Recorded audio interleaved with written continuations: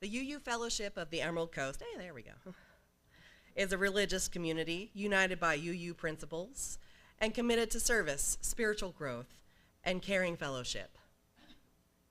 If you're visiting today, you will find more information on the back of your order of service, on our website, and also on our Facebook page. Please fill out a visitor card at the table by the front door so we can connect with you and send you information about upcoming events. Your language is so difficult for me. You've discovered a community of friendly and fallible humans who welcome you here. All of us were visitors and strangers once. We found friends and opportunities for spiritual growth and justice work in this Unitarian Universalist fellowship. We treasure the warmth and empowerment created here and welcome newcomers to be a part of it. We gather on the unceded lands of the Muskogee Nation of Florida. We are grateful for the use of this land today. Announcements are not listed in your order of service, but we'll talk about them really quick. We've had a little bit of a change up today. So I'm gonna bring Deborah Baker-Ryan up, our president, to make one announcement about the service today. Come on. Okay, I get the dirty job. Hi, everybody. We neglected to put an announcement in the e-news that we are having a congregational meeting to approve our budget right after the service. So we're going to change up the schedule. Normally, after the service is over, we go back and we have snacks and we socialize and blah, blah. We're not going to do that today. I would like for you to stay seated if you can. If you need to use the restroom or get a cup of coffee, if we ever get the coffee made. I just made a big old mess in the kitchen. Anyway, when the service is over, please stay seated. We are going to start the meeting almost immediately, so within like 2 minutes. Stay seated. I promise it's going to be a short meeting of maybe 15, 20 minutes at the most. Then after the meeting's over, we'll have snacks. There won't be any snacks on the table to tempt you to go back. And then after the snacks are over, about 15 minutes worth, then we normally have what we call second hour. But today, we are going to give our whole entire time that's left to our speaker, Chris Larson, who will have a speaker circle up here so that you can talk to her about what she's going to talk to you about, okay? So the other classes, Trudy and Cal had classes that were going to go on. They're canceled for today, okay? Look forward to them next week or sometime soon. All right? Thank you.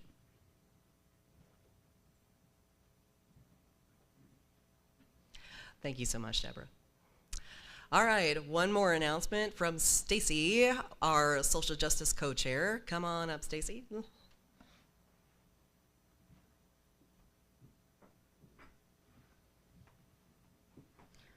Okay, so sorry I'm behind a little bit with getting everything announced.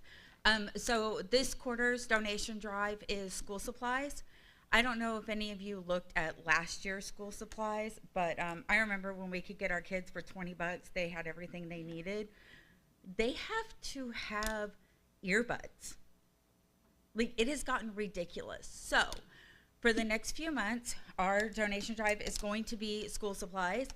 And we are going to do the same thing we did with the little food pantry. We are going to start here to make sure that as many of our members' children are taken care of as possible, and then donate everything that is left to the Okaloosa County school drive that Judy helps us out with.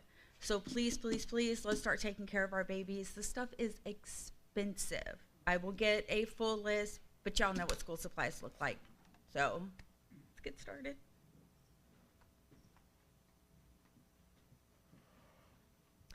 Thank you so much. Yeah, school supplies are serious business.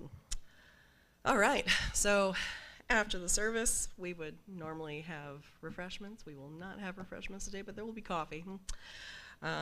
After the congregational meeting, and then we can hang out up here with Chris for speaker circle if you'd like.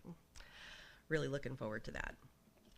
So again, second hour groups are canceled other than Chris. So I would like to take a moment to direct your attention to the back of your order of service, just so that you'll notice that there is a snack schedule on the order of service. And this would typically be the folks whose last names start with S and go through starting with Z would be today, but we're not having anything out until after the congregational meeting today. But next week is the first of the month, and the people whose last names start with A through F will be asked to please bring food for the refreshments table in potluck style next week. So we're gonna just start reminding folks, when it's time, because I know that I've, forgotten what week of the month it was a few times personally, ADHD, and thought y'all might need a little reminder here and there too. And thank you for everybody who did bring something today. All right. The prelude is gonna prepare us for the service now. Lorelei, will you please come on up? You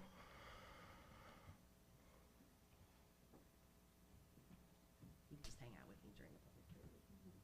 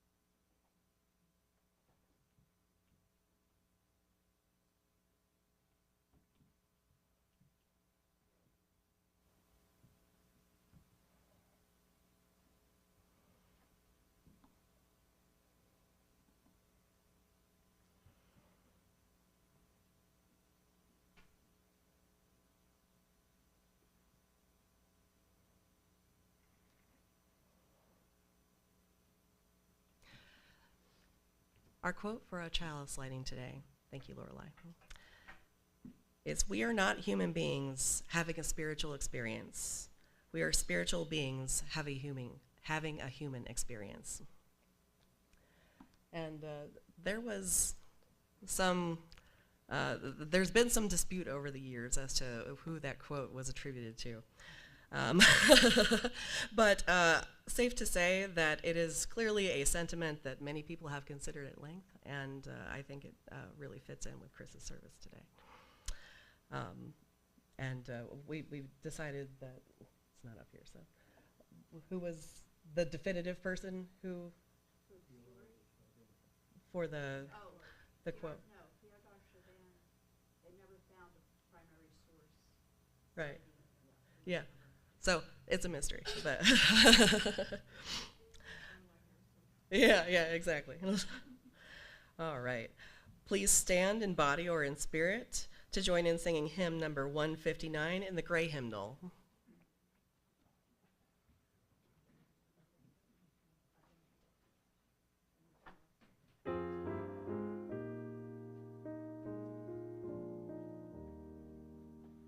This is my song, O God of all the nations, a song of peace for lands of far and wide.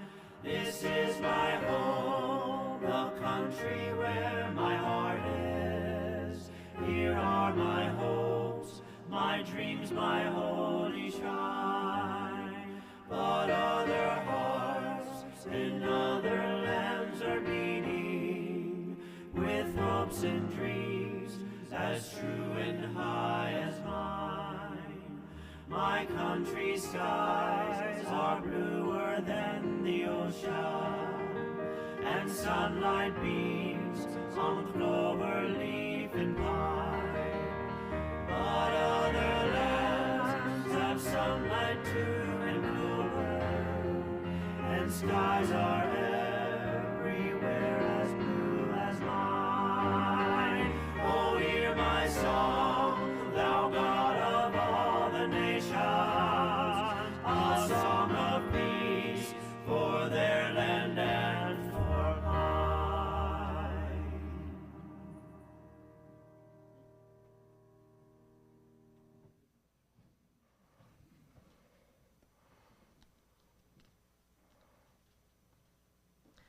All children are invited to come forward for our Time for All Ages with a very special guest today. Robert will be reading with us today.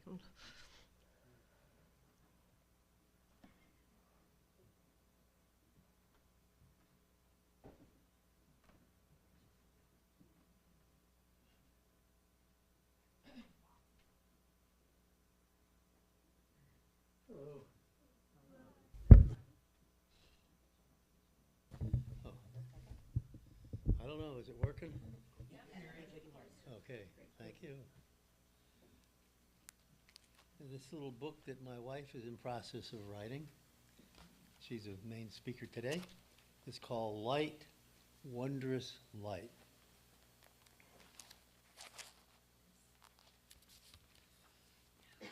Light is wondrous. It can even shine through certain rocks. You've seen crystals? Sometimes they shine through with even rainbows.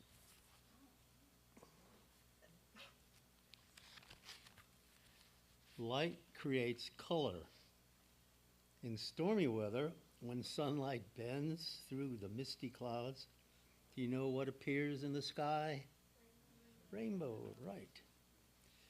At the north and south poles, charged sunlit particles meet the Earth's magnetism, and the sky fills with dancing colored lights. Do you know what they are called? Northern lights are called aurora borealis.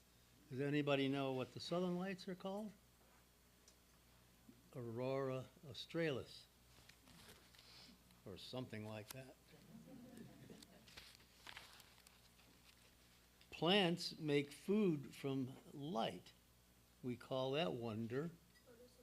Right, photosynthesis. We're so happy for photosynthesis. People make energy with less pollution when they use sunlight. We call that kind of power solar power. You kids are so fast. I only get the question out of my mouth and you've already got the answer. Kind of like my wife. She reads my mind. Light moves very fast. Here's a tough one. In fact, the fastest speed of light is known as the speed of light. That was a trick question. Things can change into energy if they go as fast as the speed of light. And Einstein figured out a formula for that. Do any of you know the formula? E equals mc squared. It's up there. It's kind of cheating. Oh. But like energy. I'm not Einstein. A light bulb over someone's head means a bright idea, as if the bulb sheds light on confusion. Yeah, that lady is her mother and Kayla's grandmother back there taking pictures. And this is what her talk is going to be about today. About Grandma Rosemary. If there is not too much man-made light, what might we see at night? Lots more stars, brighter moon. Were you around when the lights went out for 8 hours a couple weeks ago? Our backyard was filled with fireflies. Normally we see 2 or 3 of them, but it was, yeah. And you can also see glowworms. I'm not sure what a glowworm is, but I've seen them in the ground at night. I got totally lost in the woods and didn't have a flashlight, so a friend of mine and I, we were crawling around through creeks and everything, and we came across a whole bunch of glowworms that were just lit up in the soil. And also phosphorescent plankton. Have you ever been down at the beach at night when the waves roll in and they glow? It's beautiful. Guiding lights help us to find our way in the dark. A tall building by the ocean that guides ships away from danger is called lighthouse. Are the answers still up there? It's cheating. You're not cheating. You're using everything at your disposal, and you can read, and you're using that skill. Candlelight in a window means welcome home, safe and sound. Some religious buildings have colorful windows. They are called stained glass. That's right. And there, right up there is our own little stained glass chalice. Light through the stained glass is a symbol of eternal loving energy.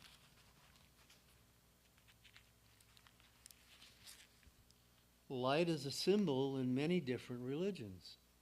In Buddhism, very spiritual people are called enlightened. Christians call Jesus the light of the world, and Shinto people worship the sun goddess. Some people who have almost died say they saw a beautiful, loving light. They went toward the light to be with people they love who had already died. And if you come to the porch swing, I'll tell you a little more about that round circular light. But their bodies were healthy enough for them to come back for a while longer to be with people they love who are still alive. People who saw the light as they started to die say they love life more but do not fear death. The chalice light symbolizes finding our way to the truth. It can stand for peace, liberty, justice, and anything good. And now I'm going to throw a curveball and go back to the page I just missed. The light seen during the death is called many different names like God, energy, heaven, and love. Everyone wonders what death will be like and what is most important about life. And there's a picture that goes with that. Oh, it's up, you got it up there. All right, now you're gonna have to skip one.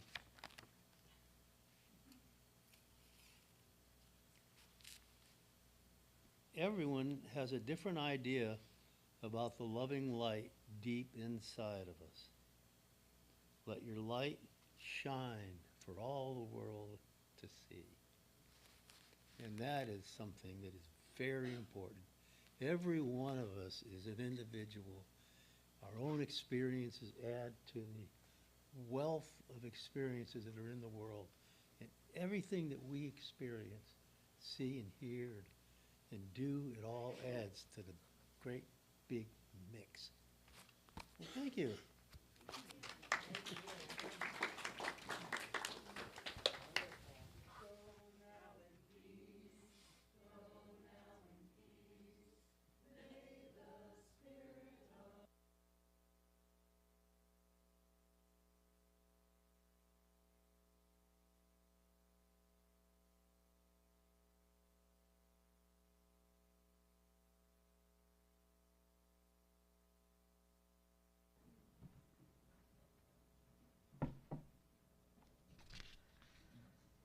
Well, that was like a really cool story. I'm gonna have to go and look and find that somewhere. Oh, well, I mean, you know, keep us updated. So thank you so much for reading that. That was just wonderful. The sharing of joys, milestones, and concerns is a tradition in our fellowship. You are welcome to come up, drop a glass pebble into the water silently, or while speaking a few words into the microphone. This is a practice that shares our joys to help us support each other in sorrows. Please remember to tell about others only with their permission and to keep it brief if you can. This is a sacred time for us.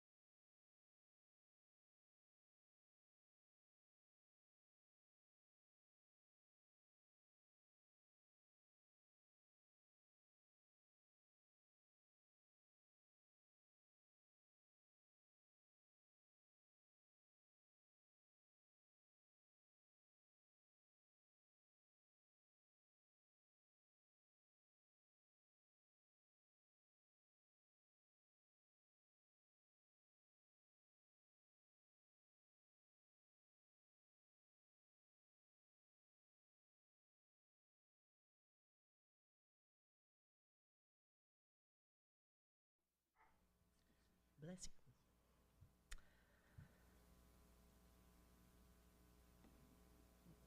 you. Okay, we leave a space in our service for a time of quiet meditation or prayer.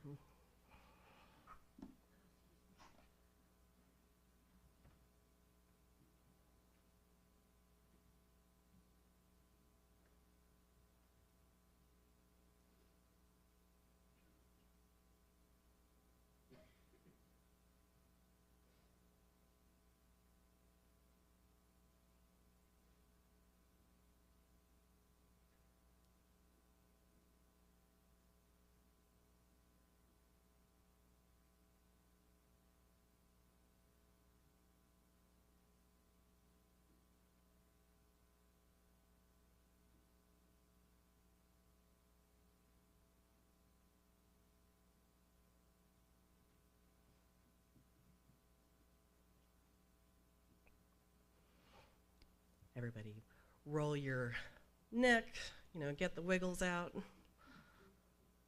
Wonderful. After our song of dedication, greeters will take up the offering. Our fellowship is supported by our pledges and donations. If you are paying your pledge with a check today, please make a note in the memo line. If you're paying with cash, please ask one of the folks coming around with an envelope, or you could grab one from the table in the back over there. We have a tradition we call Share the Plate, where we split equally all cash donations and checks not marked as pledges with a local charity. For the month of April, our Share the Plate partner is Irreverent Warriors. If you're interested in that, you can go and talk to Stacy. But the long of the short is that Irreverent Warriors is a wonderful local group that uses humor, camaraderie.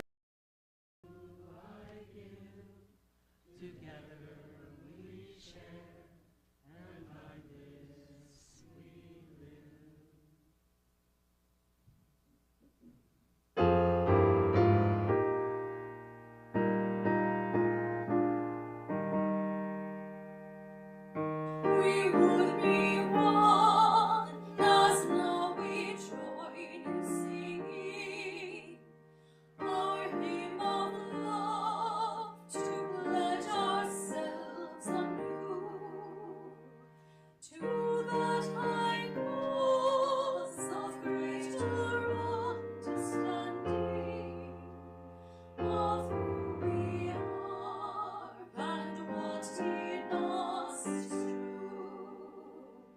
We would be one in living for each other, to show to all a new unity.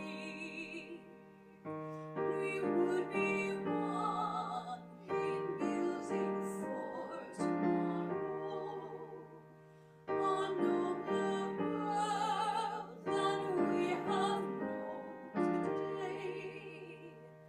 We would be one in searching for that meaning which binds our hearts and points us on the way.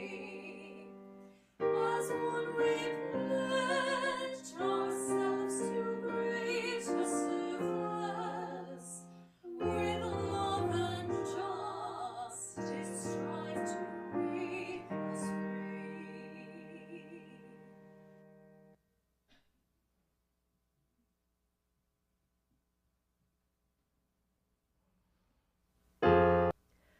For years, Christina Larson was UUFEC's newsletter editor, a board member, General Assembly delegate, served on many committees, and led the way for our Green Sanctuary certification. She holds a master's degree in psychology, a BA in religious studies, an associate's degree in paramedics. Over the years, Chris served the larger community as a crisis counselor, Okaloosa's first female paramedic, and a foster mom to 145 children, as well as a steward of award-winning Shoal Sanctuary Nature Preserve. Her recent book, Rosemary, Now and Then, just published this year, has already received a National Literary Titan Award and International Firebird honor. The book is about her mother, Rosemary, who was a friend of the fellowship for many, many years. Come on up, Ruth.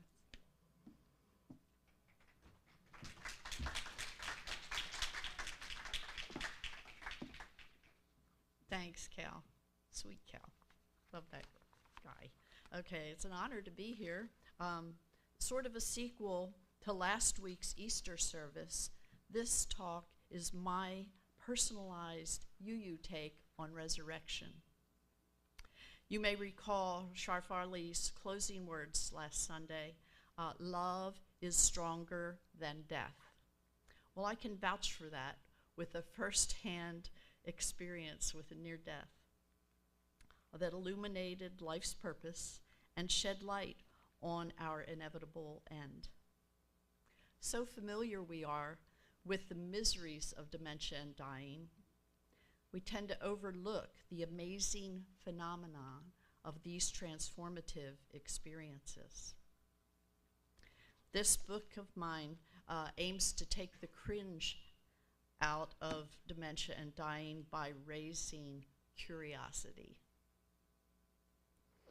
Trigger warning, I do not gloss over the hard issues, but it highlights the humor, the joy, and the wonders of dementia and dying with an intimate look at my mother Rosemary's final years.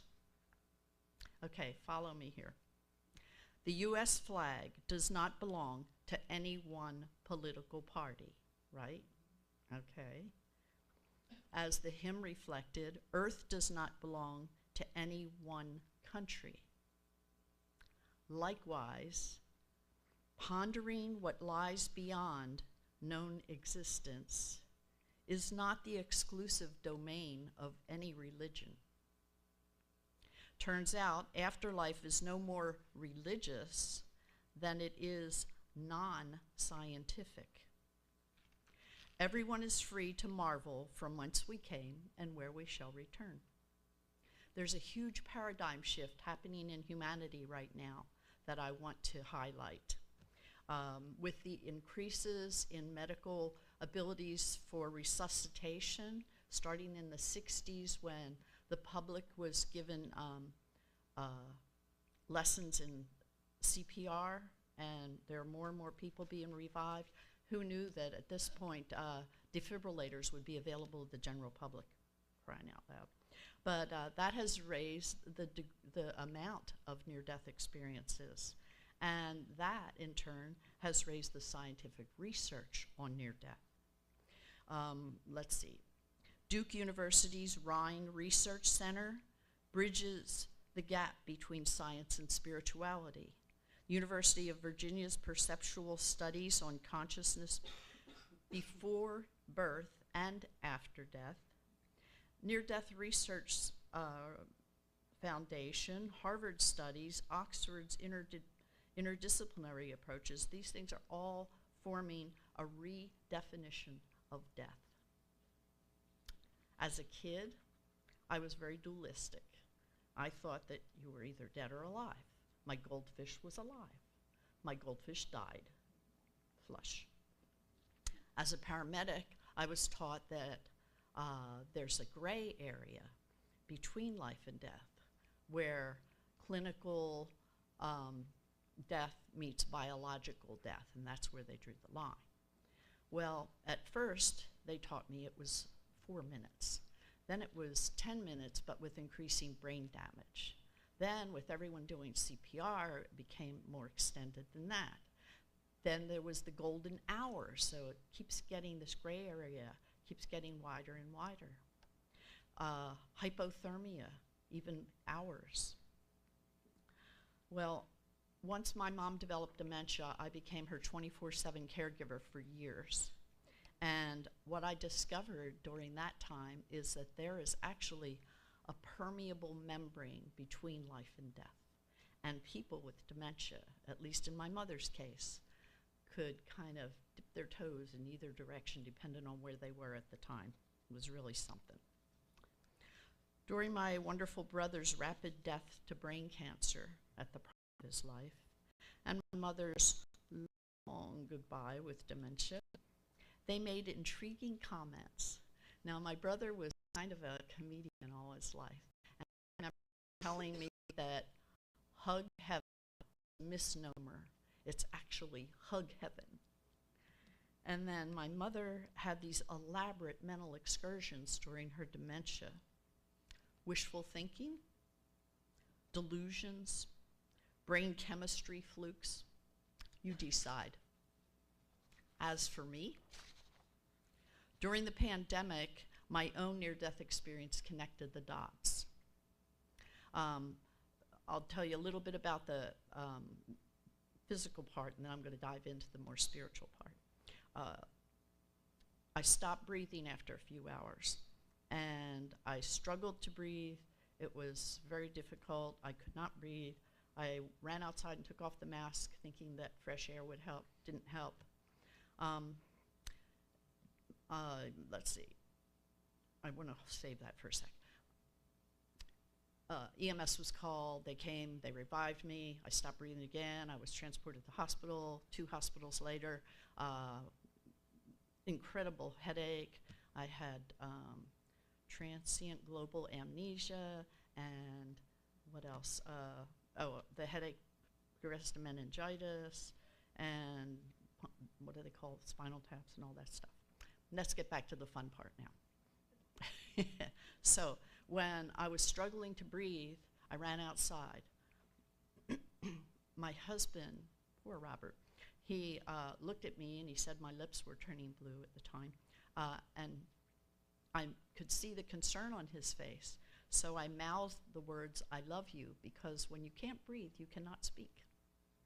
He looked at me in horror and said, "Are you dying?" And I nodded yes and relaxed. At that moment, when I nodded yes, it was my own affirmation that, sure, paramedic kicked in, and yeah, if I can't breathe, I'm not going to live. Well, I assure you that dying was no different than falling asleep. My body was suffering, true, even afterward for those, I don't know how long, I can't tell you, weeks, months, I don't know. But that was just the physical misery. The spiritual realm beyond is not only indescribably loving, beautiful, and infinite, it is remarkably familiar. This endless, infinite bliss, it's really hard to describe these things, but I relate it to when I was a child. My parents took me to the amusement park at the Wildwood Boardwalks in New Jersey, and my favorite part was the mirror maze, because in the middle of it, there was a big mirror in front and a big mirror behind, and you could see to infinity, except that your image is in the way. Well, it was like that, except no image in the way, and it wasn't just forward and backward, it was any direction I looked. And it wasn't just endless, it was lovingly endless. That tranquility that I'm trying to describe, it reminds me of a song I learned when I was little. I've got that peace that passeth understanding down in my heart. That's a New Testament Paul quote, the peace that passeth all understanding. And I suspect that Paul had a near-death experience. Now, you would think that out of body, there'd be, because our senses that we know of. Well, it turns beyond impossible color, and I really love color, so that was fabulous. Fragrance, this incredible fragrance that breathed life into me. There's a Edna St. Vincent Millay quote from her poem, Renaissance. I know not how such things can be. It breathed my soul back into me. That's what it reminds me of. Other senses, harmony. I could hear in harmony. My voice, anything tapping, other people's voices, I heard a harmonic attached to it. So all sound was beautiful and musical. Tinnitus, it's that annoying sound that bugs you. Well, I came to think of it as not a frustration, but a curiosity, because it was as if I was inadvertently eavesdropping on some higher dimension or other. So I listened real carefully, trying to understand. Never could, but it was fun. Okay, now this is my favorite part, the familiar part. What made the near-death experience so familiar is that I had had out-of-body experiences all my life, and I assumed everyone else did too. Maybe some of you have. But I normalized it, especially as a child. I thought everybody did. We just didn't have words for it. The first one, I'm just going to mention one of them, but the first one I can recall was when I was an infant. I had an umbilical hernia, and my pediatric surgeon did the surgery, and it infected. I was taken back to Philadelphia Children's Hospital, where my pediatric surgeon there was C. Everett Koop, who later became the the Surgeon General. My mom jokingly said that if she had known he would reach such notoriety, she would have had him autograph his work. But what I remember about that is I can clearly remember his voice saying, "Lay her down." And then a nurse and my mother held me down while he took a scalpel to my abdomen. Now, I don't know if he used anesthetic or not. I have no idea. That's not the part I remember. I do remember over the years my mom would repeat that story once in a while, and she'd always say that when he sliced into me, the putrid pus, and it was such a gaggy smell that the nurse fainted. And that always struck me wrong, because what I remember of it was I could see the tops of heads. I couldn't see what was going on. I could hear crying, which I guess was mine. But what I remember was this, most of all, was this loving female presence consoling the infant that was me. And now, since this near-death experience, I suspect that that was probably the nurse, and she did not faint from the smell. She fainted from compassion for the infant. That's my guess. I've had out-of-body experiences not only with trauma, but flashes of infinite joy with aha revelations. All sorts of things, wonderful things happen. I was in high school and discovered I was trying to learn a new mathematical, I think it was algebra, some new algebraic equation or something. And I was struggling and struggling, and when it finally dawned on me, I was 2 towns away overlooking the Dairy Queen. I could see the wires on the roof. I never knew where they were ugly. But I probably would have forgotten that one, except that every time I did that type of math for years, I remembered that view of the Dairy Queen. So, in the beginning of life, nature forms each of us a body to transport our spirit for the duration. Throughout life, curious glimpses of what lies beyond often pass unappreciated. Hints come into focus through dreams, dissociative escape from trauma, intense concentration, like my algebra, and the one I like best is confusion. I think that confusion is when things happen in life that don't make sense to us, and we're struggling to fuse the beyond with life, and it's just not meant to be. Confusion. These shifts in awareness require adjusting. Time is a necessary illusion, not real change.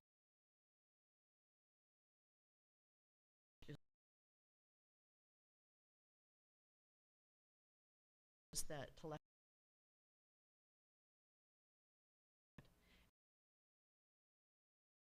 not only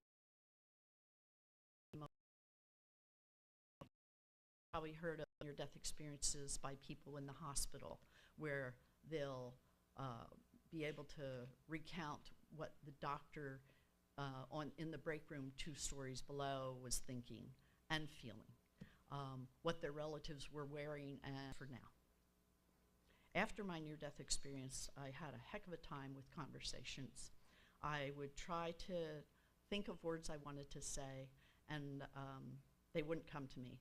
I never had a stutter. stammer before, but I would try to think of the word, and it was like trying to interpret another language, what I wanted to say. It would be like in my head, and I'd actually feel sparks trying to connect with synaptic junctions or something. And then at some point, and it wasn't frustrating as much as it was exhausting, and at some point my brain would say, okay, that's it, enough of this nonsense. It's not happening, you're 3 or 4 sentences behind. And all of a sudden what would happen is, and all was well. And that became my motto for my near-death experience, all is well, no matter what. Okay, from this book is on Amazon, of course. Stroke 4, an upside to dementia. Onlookers stop in their tracks at the sight of Rosemary's childlike enchantment as another fleeting moment of 3-year-old rosy radiance washes over my mother. Rosie tries to describe beauty beyond words. Gaps widen between what she perceives now and realities Rosemary once accepted as fact.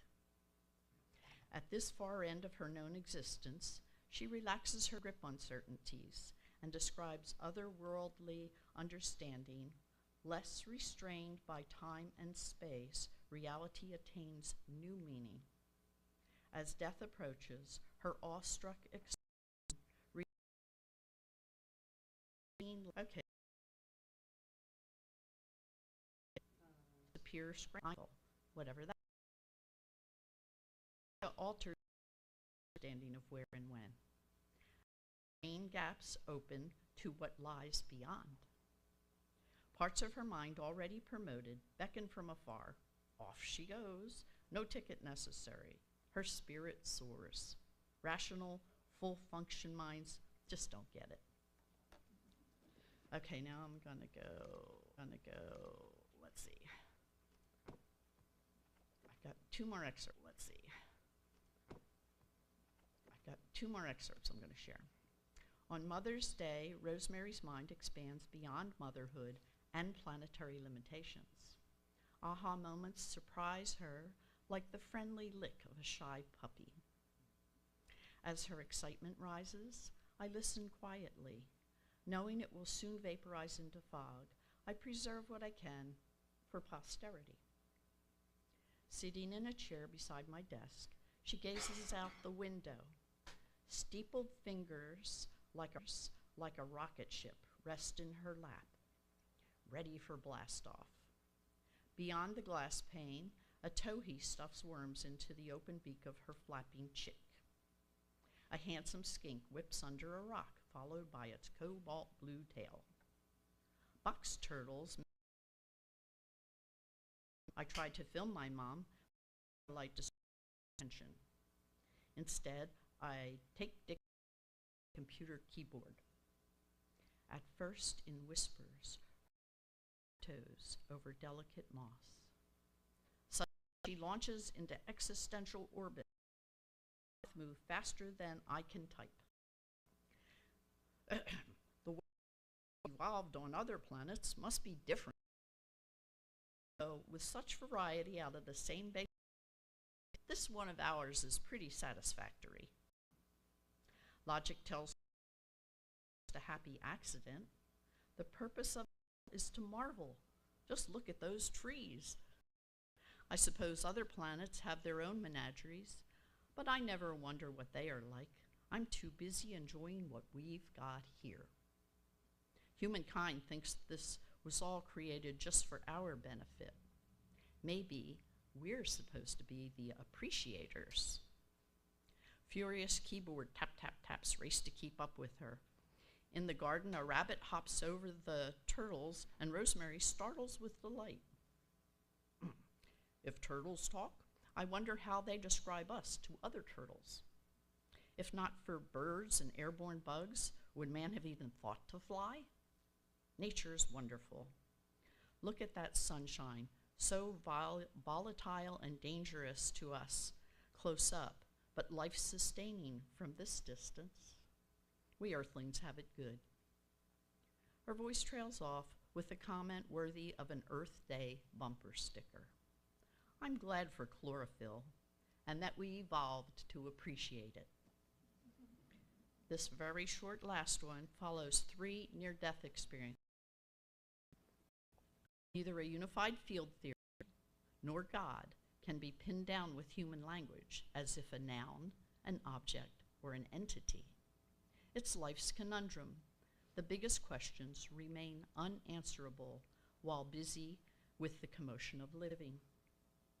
Regardless what religious path we follow, if any, personalized quality afterlife allegories serve a valuable purpose. My brother's golden ladder, my E=mc² twist, and my mother's family reunion ever after ease the way when death ushers us onward. From our first breath to our final exhale, momentous opportunities abound. Until my time comes, I bid my mother a fond farewell until we meet again. These bodies of ours only last a lifetime. Wear and tear eventually coaxes us more willingly to the grave. But that ashes to ashes disintegration, that only applies to us and our flaws.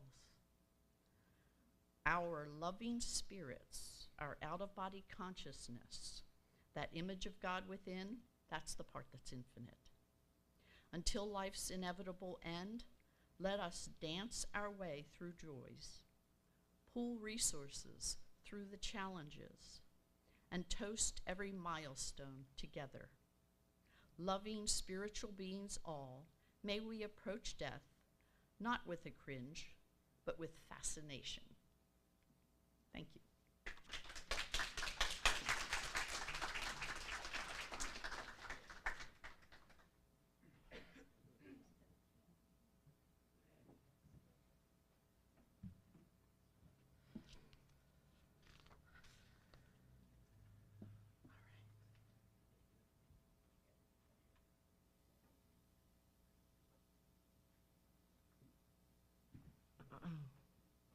Thank you so much, Chris. That was wonderful.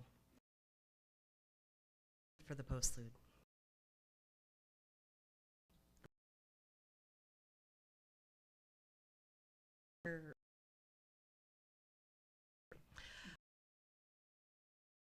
Please turn to